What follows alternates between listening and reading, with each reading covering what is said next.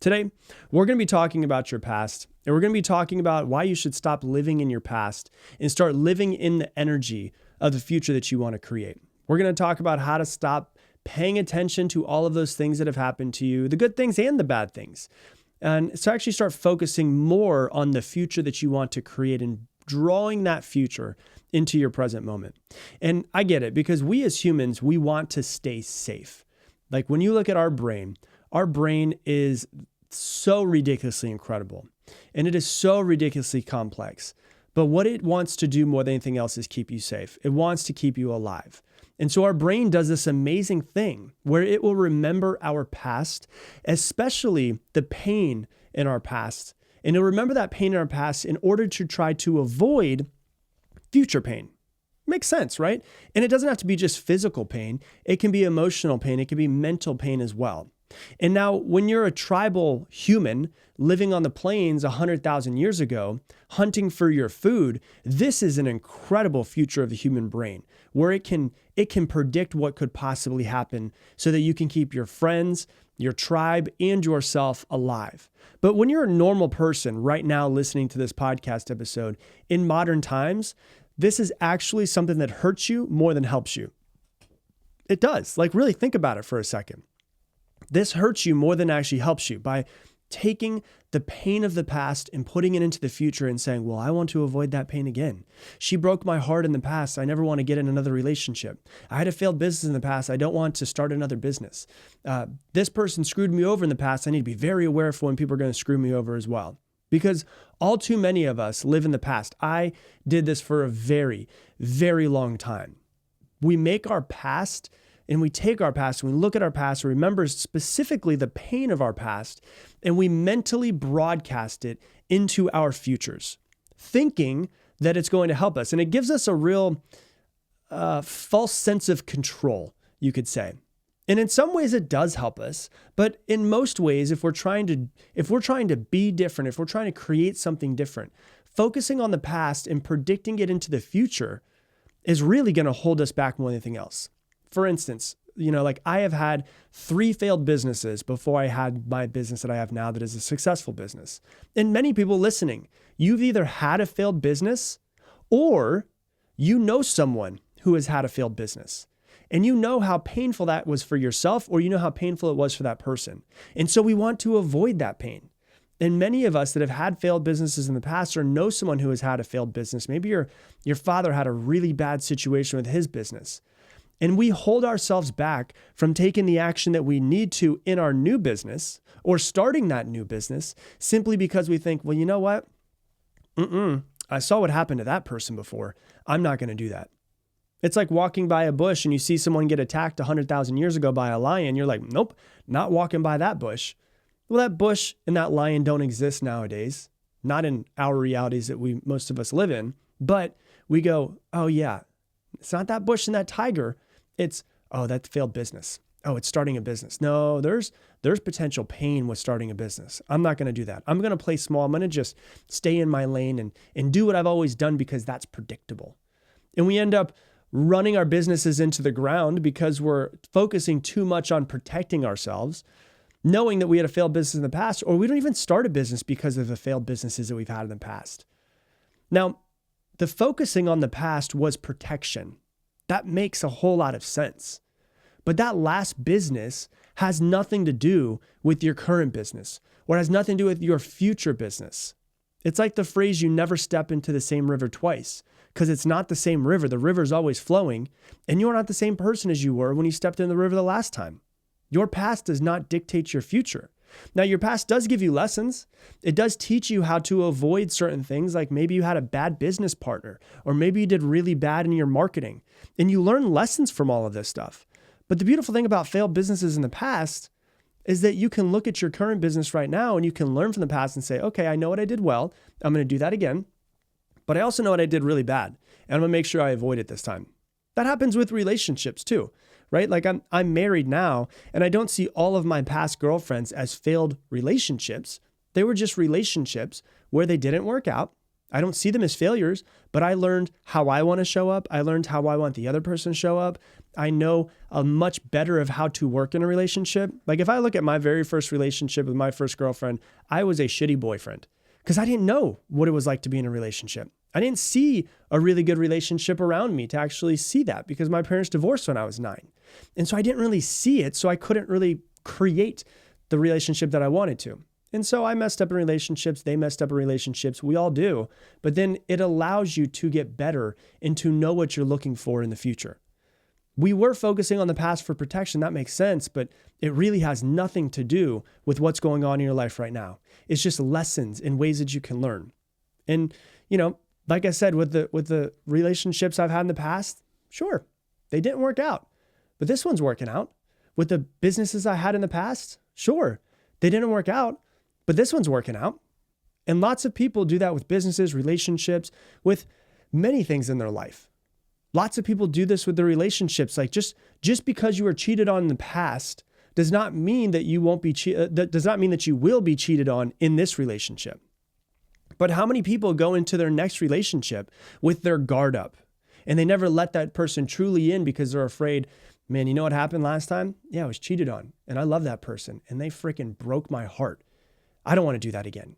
And so you don't show your true self. You don't show your vulnerable self to the next person.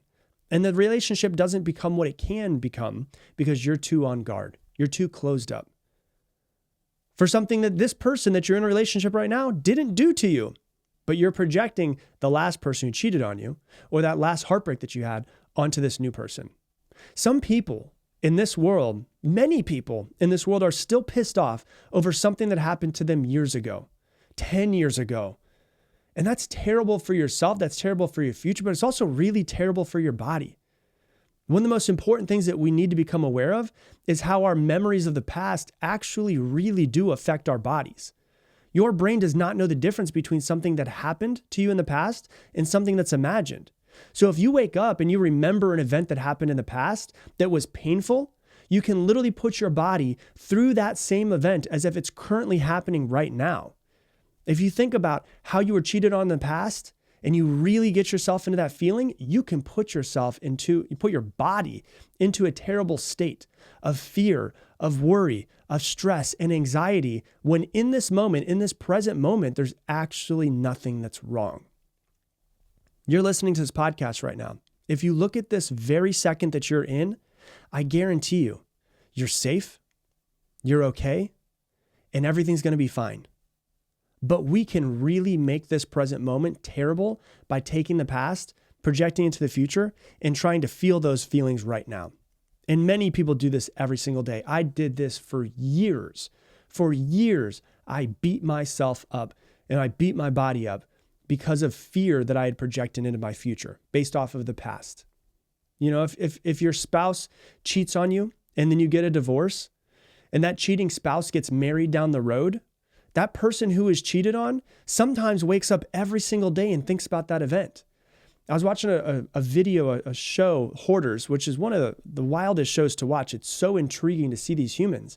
And these people who are hoarders are almost always, like 99.9% of the time, hoarders because of trauma that happened in their past.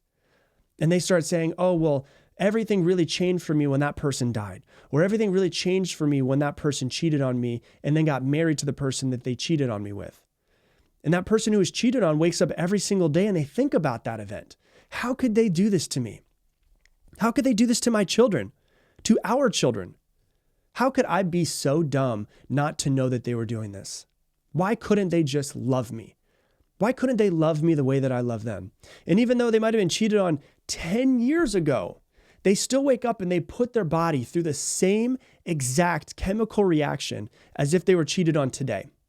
And if they were cheated on every day for the past 9 years. That takes such a toll on your body. You can't let your past steal away the greatness of your future. Now, here's what's really cool. This is the benefit of this. If you can feel the feelings of your past and create the chemicals from your past in this moment, and you can put your body through it every single day, can you do the exact same thing for your future? Yes, absolutely. The only problem is most of us, what we do is we fear our future, right? We fear a future. Oh, I don't want to be broke anymore in the future. I don't want to be cheated on. I don't want to be unhappy anymore. And we can fear a future that doesn't exist, right? Have you ever felt the feeling of a future that doesn't exist, the fear inside of your body by projecting yourself into the future and thinking, oh my gosh, I don't want this to happen. And your body in this moment can feel the future that you're creating in your mind, right? And you can feel the fear. Well, if that's the case, is it also possible if we can fear the future that hasn't happened, can we also feel grateful for a future that hasn't happened? Why not live in that energy? Why not live in the energy of I'm so grateful for everything that's coming for me versus I'm scared shitless of everything that's coming down the line for me? Because that future doesn't exist. The future that's creating all the fear doesn't exist right now. Is it possible that I can feel grateful as well for a future that doesn't exist? Absolutely. Why not live in that energy? Because I lived a good portion of my life in fear when I was younger. Fear of being broke, fear of being rejected, fear of not being good enough, fear of being cheated on again, fear of having another heartbreak, and it took a freaking toll on my body. But now what I try to do is I try to wake up and set myself up for how I want to be and how I want to feel. So this is a practice that I've been doing for quite some time now. I did it this morning. So right now in Austin, the weather is not 110 degrees like it was all summer. It feels amazing outside. It feels great. So I go outside in the morning. I do my meditation in the morning and I get my cup of coffee and I go outside for about 45 minutes to an hour. I don't have a book. I don't have a journal. I don't have anyone I'm talking to. I sit there by myself with my dog and I look off into the trees and into the sky and I think, I'm so grateful for the life that's coming to me. I'm so grateful for how today's going to be. I'm so grateful for how I'm going to feel. Well, how do I want to feel today? I want to feel full of love. I want to feel full of happiness. I want to feel like I'm doing something good with my life.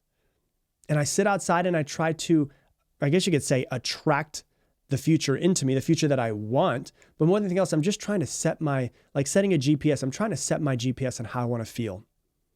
Think about how cool this is. Instead of being a little sourpuss for something that hasn't happened yet, or being a little sourpuss for something that happened in the past and reliving that past over and over and over again every day in your body, what if you became so clear on the future that you wanted, that you woke up every day and visualized that future, and you felt gratitude for that future that's coming to you, and you feel grateful right now in this moment? Because you can feel fear in this moment if you want to project into a future that's scary as hell. But I'd rather not do that. I've done it before. I didn't like it. I did for years. What I'd rather do is sit there and be like, I'm so grateful because I believe there's something out there. I don't know what the higher power is, God, universe, spirit, source, whatever it is that you want to call it. I believe there's something that's on my side, that's working with me, working for me. And we're doing this together. And I'm saying, hey, this future, it's going to be amazing. Damn, I don't know what it's going to be. I know what I want it to be, but I trust that it's working for me.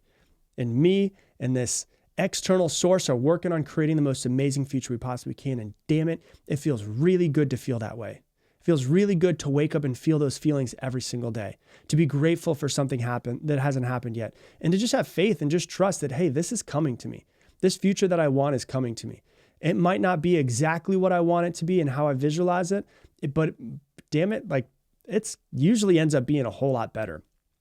That's what I've realized. When I started this podcast, I remember I just wanted it to be something that was decently successful. I wanted to be able to have a little bit of success from it and just maybe help people's lives. And I remember the first day when I got 44 downloads, I was so excited. Oh my God, 44 people. And I felt so fulfilled with it.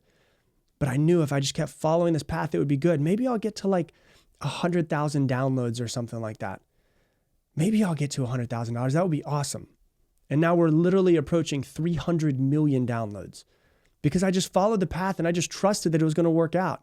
I want you to figure out what it is that you want, what it is that you want to draw into you, what you want to feel in this moment, and be very clear on the path that you want to go in your life and wake up every single morning and start to draw those feelings into you. Because all too often we draw those feelings of fear into us. I'd rather live, instead of living in fear, I'd rather live in a state of gratitude, a state of love, a state of happiness, a state of joy, and try to pull those feelings into me. Because what I've found, I don't know how the universe works. I don't know how all this stuff works, but the better that I feel, and the better that I feel inside of my body and inside of my mind, the better future I start to bring into my life. And the better I start to actually work in this world.